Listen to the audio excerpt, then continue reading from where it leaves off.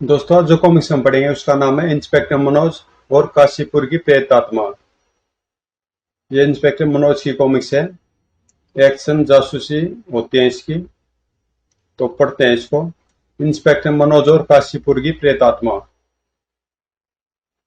कुख्यात तस्कर मंगल पांडे पुलिस महकमे के लिए सिरदर्द बनता जा रहा था। आखिरकार एक दिन पुलिस ने मंगल पांडे को हिरासत में ले ही लिया, लेकिन चूंकि पुलिस को भी ऐसा गवाह और ठोस सबूत अदालत में पेश नहीं कर सकी जिससे कि यह साबित होता कि मंगल पांडे का तस्करी से कोई संबंध है, इसलिए यह अदालत मंगल पांडे को बाइज्जत बरी करती है। मंगल पांडे जब अदालत कक्ष से बाहर आया तो उसके होठों पर विजयपूर्ण मुस्कुराहट थी। इंस्पेक्टर शर्मा, मुझे तो तुम्हारे कानून ने बाइज्जत बरी कर दिया है, लेकिन मेरा कानून तुम्हें माफ नहीं करेगा। मैं गिद्दड़ भक्तियों से नहीं डरता मंगल पांडे। इस बार तो तुम बच गए, लेकिन अगली बार यही गलती दोहराने का मौका पता नहीं तुम्हारे नसीब में है भी या नहीं। हा हा हा। फिर हंसता हुआ मंगल पांडे वहां से चल दिया। कानून पर हंसने वाले गधे, एक दिन मैं तुझे सलाखों के पीछे पहुंचा कर ही रहूंगा। लेकिन इंस्पेक्टर शर्मा की मनोकामना पूरी न उसकी। कुछ ही दिनों बाद घर लौटते हुए इंस्पेक्टर शर्मा की दुर्घटना में मौत हो गई। यद्यपि इंस्पेक्टर शर्मा की मौत सड़क दुर्घटना में हुई थी, परंतु पूरा पुलिस विभाग जानता था कि इंस्पेक्टर शर्मा की मौत एक हादसा नहीं बल्कि हत्या थी। इसमें कोई शक नहीं कि यह दुर्घटना हुई नहीं बल्कि कराई गई है, और इस दुर्घटना के पीछे खतरनाक तस्कर मंगल पांडे का हाथ है। परंतु हम मंगल पांडे को गिरफ्तार नहीं कर सकते। हमारे पास उसके खिलाफ कोई सबूत नहीं है। हमें अफसोस तो इस बात का कि हमारे एक ईमानदार अफसर फर्ज की बेदी पर कुर्बान हो गया, और हम उसके कातिल को गिरफ्तार भी नहीं कर सकते। नहीं सर, इस गिलानी को आप दिल से निकाल दीजिए। अपराधी कितना ही चालाक व चतुर क्यों न हो, एक दिन कानून की पकड़ में आ ही जाता है। इसीलिए हम मंगल पांडे का केस तुम्हें सौंप रहे हैं इंस्पेक्टर मनोज। तुम अपनी तहकीकात अभी से शुरू कर दो। हमें हमें शांति उस दिन मिलेगी जब तुम मंगल पांडे को मैं सबूतों के गिरफ्तार करोगे। आप निश्चिंत रहिए सर। समझिए, मंगल पांडे के बुरे दिन शुरू हो गए हैं। इंस्पेक्टर शर्मा के खून की कीमत उसे चुकानी पड़ेगी। Best of luck. Thank you sir. Commissioner साहब के ऑफिस से निकलने के बाद इंस्पेक्टर मनोज सीधे मंगल पांडे के निवास पर जा पहुंचा। अपने साहब से कहो इंस्पेक्टर मनोज आए हैं। साहब तो एक सप्ताह से यहाँ नहीं है। यहाँ नहीं है तो फिर कहाँ गए, ये हमको मालूम नहीं साहब। फिर इंस्पेक्टर मनोज चौकीदार से कोई प्रश्न किए बगैर वापस लौट पड़ा। चौकीदार मंगल पांडे को मेरे आने की सूचना देने की कोशिश जरूर करेगा। मुझे उसके फोन को टेप करना चाहिए। यह विचार दिमाग में आते ही इंस्पेक्टर मनोज और जीप मोड़कर कोठी के पिछवाड़े ले गया, और थोड़ी देर बाद उसे ईयरपीस पर चौकीदार की आवाज सुनाई दी। त्रिपाठी साहब, कुछ देर पहले इंस्पेक्टर मनोज यहाँ पांडे साहब से मिलने आया था। मैंने उसको टरका दिया है। ठीक किया तुमने चौकीदार। इंस्पेक्टर मनोज को किसी भी हालत में पता नहीं लगना चाहिए कि पांडे साहब सीतापुर में है। और देखो, होशियार रहना, पांडे साहब की नामौजूदगी में कोई पुलिस वाला कोठी में न घुसने पाए। तभी इंस्पेक्टर मनोज ने कनेक्शन हटा लिया। उसे जो मालूम करना था वह मालूम कर चुका था, अतः वह पेड़ से नीचे उतरा और जीप में बैठकर वहां से चल दिया। मंगल पांडे सीतापुर में क्या कर रहा है? फिर थाने पहुंच इंस्पेक्टर मनोज ने मंगल पांडे की फाइल मंगवा ली। फाइल पढ़ते हुए इंस्पेक्टर मनोज इंस्पेक्टर शर्मा द्वारा लिखे गए रिमार्क्स बड़े ध्यान से पढ़ रहा था। अचानक एक जगह लिखी टिप्पणी पर इंस्पेक्टर मनोज की निगाहें ठहर गई। मुझे पता लगा कि मंगल पांडे ने दूर दराज के कस्बों में तस्करी के अड्डे बना रखे हैं। उसका एक अड्डा सीतापुर में भी है। अगर मैं उसके किसी अड्डे का पता लगाने में सफल हो गया तो उसके खिलाफ सबूत इकट्ठे करना मुश्किल नहीं होगा। इसका मतलब यह हुआ कि मंगल पांडे सीतापुर में बैठकर अपना गैर कानूनी कारोबार चला रहा है। वह हमारी ओर से निश्चिंत होगा, अतः उस पर खुफिया नजर रखी जाएगी तो उसके अड्डे का पता लगाया जा सकता है। इस विचार के दिमाग में आते इंस्पेक्टर मनोज की आंखें चमक उठी। अगले पल, हवलदार, तुम आज ही भेष बदलकर सीतापुर पहुंच जाओ। मैं समझा नहीं सर। कानून को मंगल पांडे चाहिए और मंगल पांडे इस समय सीतापुर में है। सीतापुर यहाँ से 90 किलोमीटर की दूरी पर पहाड़ी इलाके में बसा हुआ है। वो तो मैं जानता हूँ सर, पर मुझे वहां बेस बदल कर जाने की क्या जरूरत है?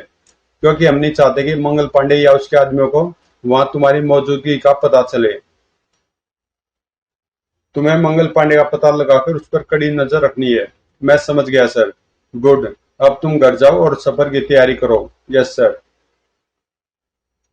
हवलदार वीर बहादुर को सीतापुर गए 1 सप्ताह गुजर चुका था, लेकिन अभी तक उसकी तरफ से इंस्पेक्टर मनोज को कोई सूचना नहीं मिली थी। आज भी शाम हो चुकी थी और इंस्पेक्टर मनोज अपने कक्ष में बेचैनी के आलम में चहलकदमी करता हुआ सोच रहा था। कहीं हवलदार किसी मुसीबत में तो नहीं पड़ गया है?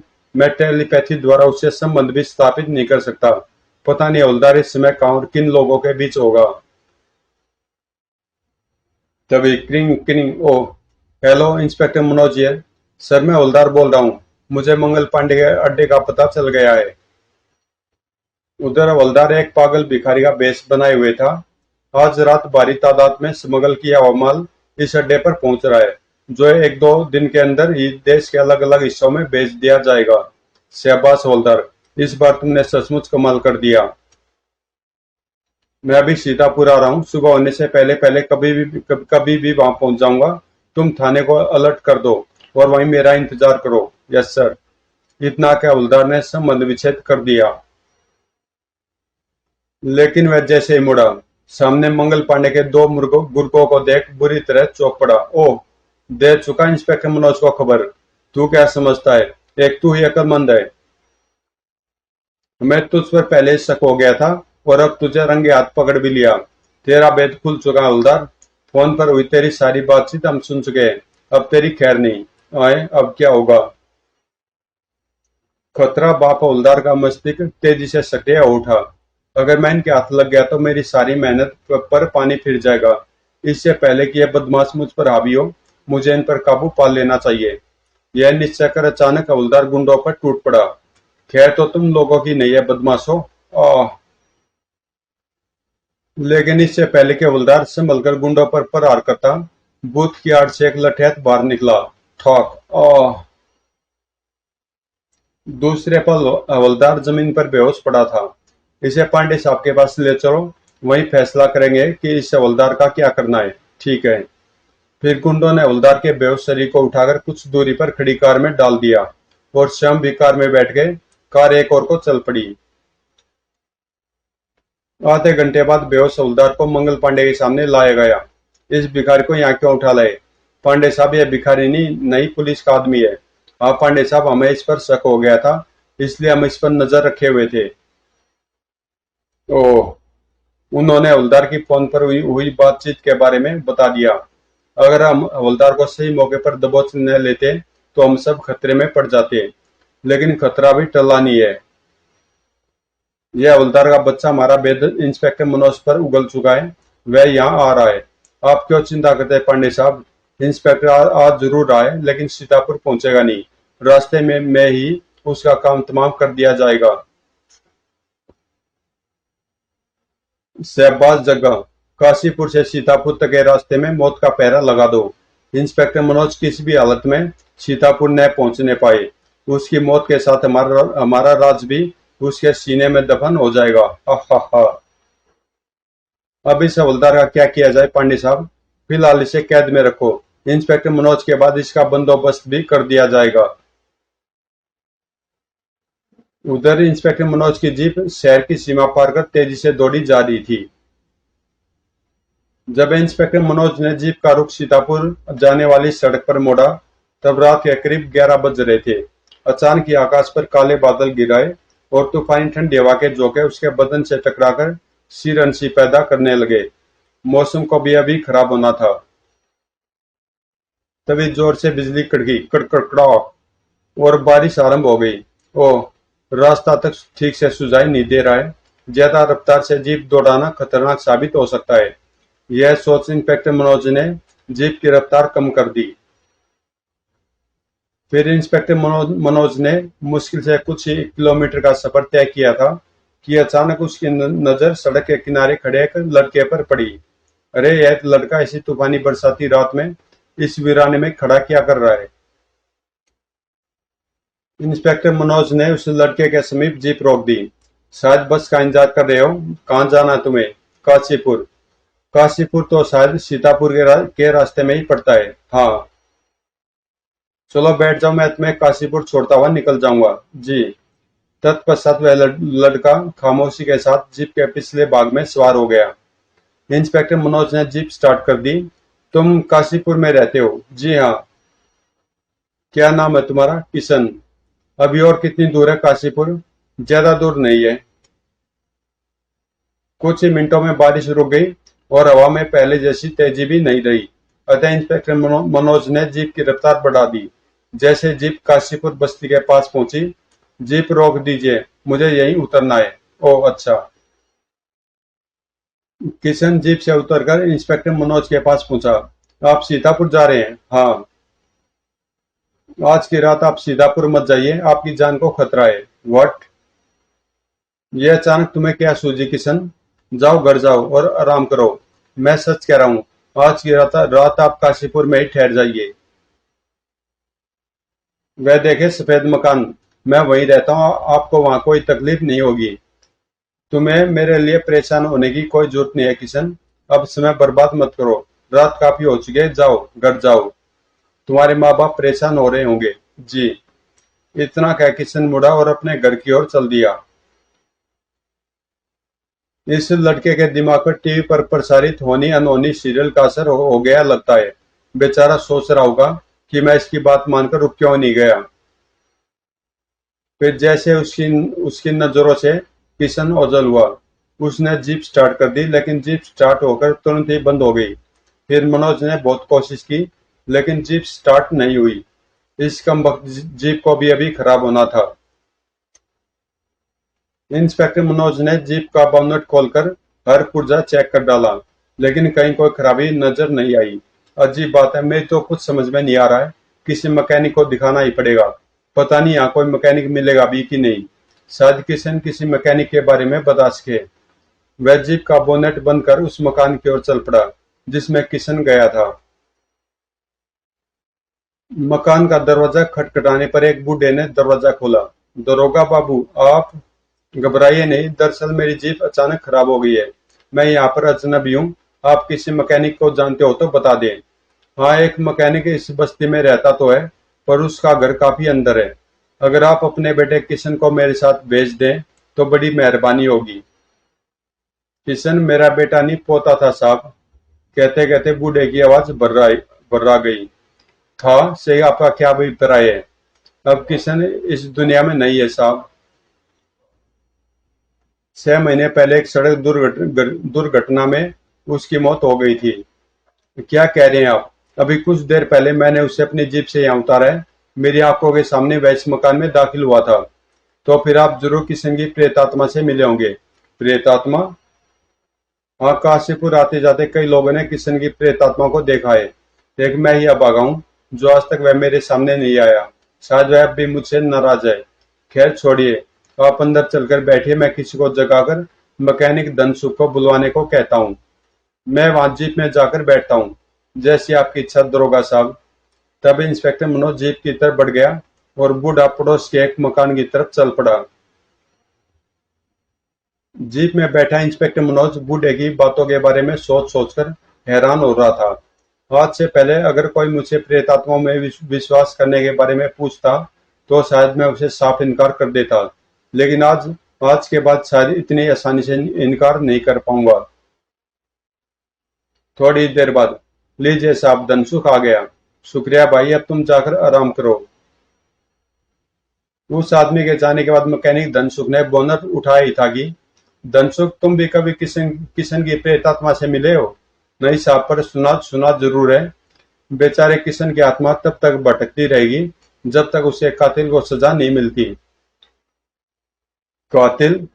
उसका दादा तो कह रहा था कि किशन की मौत सड़क दुर्घटना में हुई है।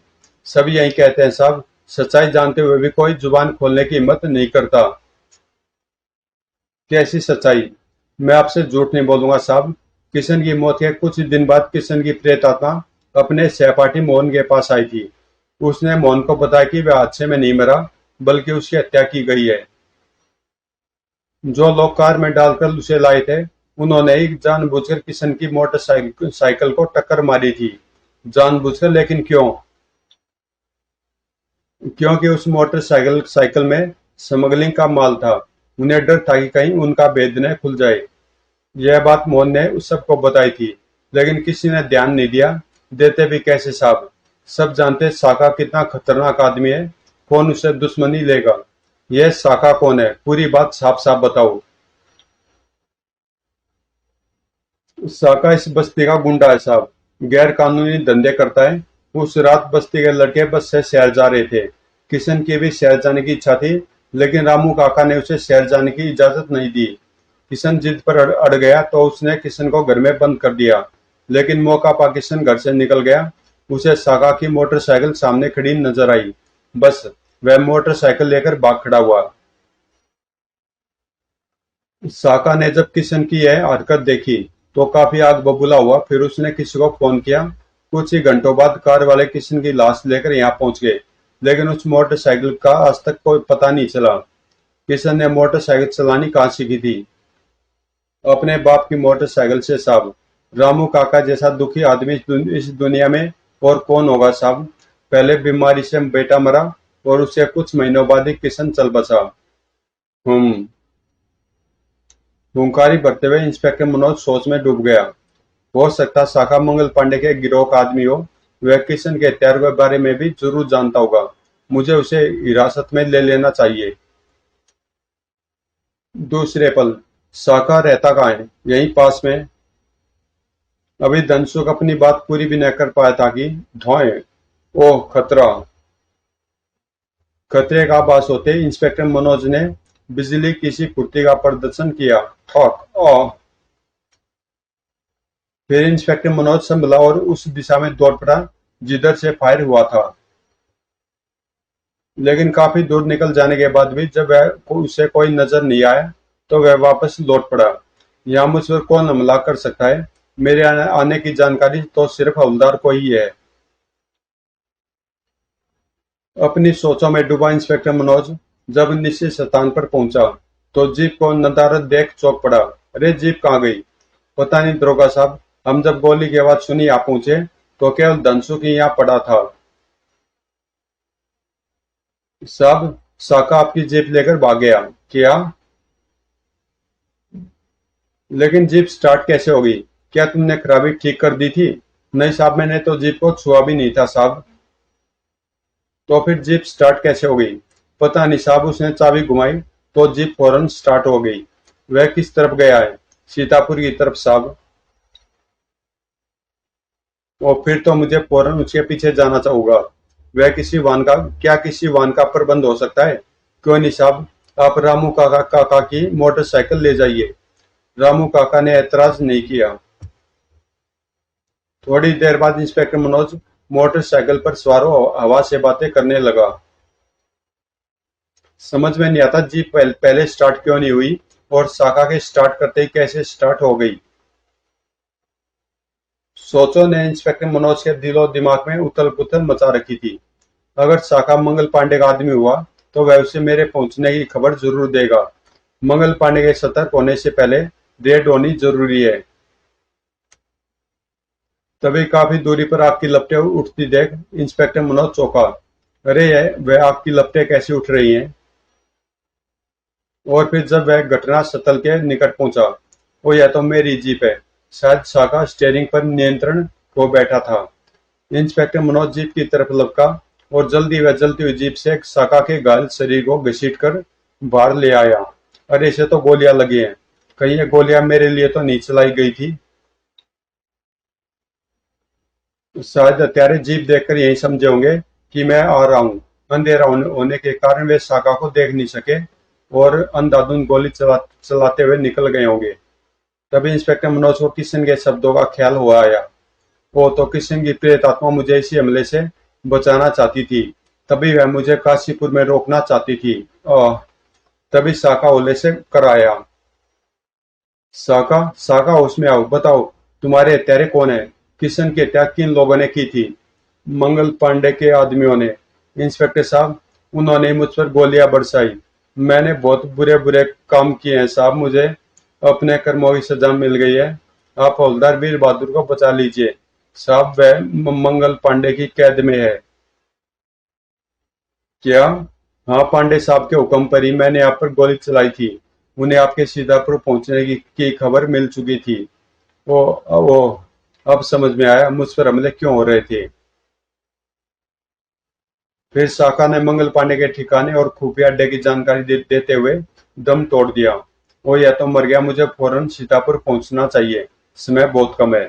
थोड़ी ही देर बाद उधर, शाबाश मेरे वफादार साथियों, इंस्पेक्टर मनोज को खत्म कर तुम लोगों ने हमारी सारी परेशानी हल कर दी है। हा हा हा। नहीं मेरे साहब नहीं मर सकते। हा हा हा। तुम क्यों परेशान होते हो हवलदार, हम तुम्हें भी तुम्हारे साहब के पास पहुंचा देंगे। मरने के लिए तैयार हो जाओ हवलदार। हा हा हा। बड़ा आया था हमारी जासूसी करने। ठीक तभी धौएं। ओह, हुर्रे।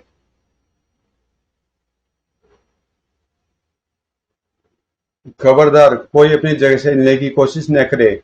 इंस्पेक्टर मनोज तुम? हाँ मैं मंगल पांडे। तुम्हारे आदमियों ने जिस जीप पर गोलियां बरसाई थी उसमें मैं नहीं, तुम्हारा साथी शाका था। शाका ने दम तोड़ने से पहले मुझे सब कुछ बता दिया है। पुलिस तुम्हारे गुप्त अड्डों पर रेड कर चुकी है। ओह, तुम्हारा खेल खत्म हो चुका मंगल पांडे। इस इमारत को पुलिस घेर चुकी है। तभी पुलिस के सशस्त्र जवान दंदनाते हुए हॉल में दाखिल हुए और इंस्पेक्टर मनोज के आदेश पर मंगल पांडे और उसके आदमियों को हिरासत में ले लिया और हवलदार को बंधन मुक्त कर दिया। देखा मंगल पांडे, कानून की आंखों में धूल झोंकने वाला एक दिन कानून की पकड़ में जरूर आता है। अब फांसी का फंदा तुम्हारी गर्दन से ज्यादा दूर नहीं है। और हवलदार के शब्द सचमुच सच सिद्ध हुए। इंस्पेक्टर मनोज ने मंगल पांडे के गुनाहों के इतने सबूत पेश कर दिए थे कि अदालत ने उसे फांसी की सजा सुनाते हुए उसके आदमियों को आजीवन कारावास का दंड दिया। तब यह सुखद समाचार काशीपुर वालों को सुनाने के लिए स्वयं इंस्पेक्टर मनोज हवलदार के साथ काशीपुर गया। वहां उसे यह भी पता चला कि जब से मंगल पांडे और उसका गिरोह पकड़ा गया था, किशन की प्रेत आत्मा ने दिखाई देना बंद कर दिया था। काशीपुर से लौटते वक्त हवलदार वीर बहादुर अपनी जिज्ञासा दबाए न रह सका। सरिया किशन की प्रेत आत्मा का क्या क्या चक्कर है? अजीब किस्सा हवलदार।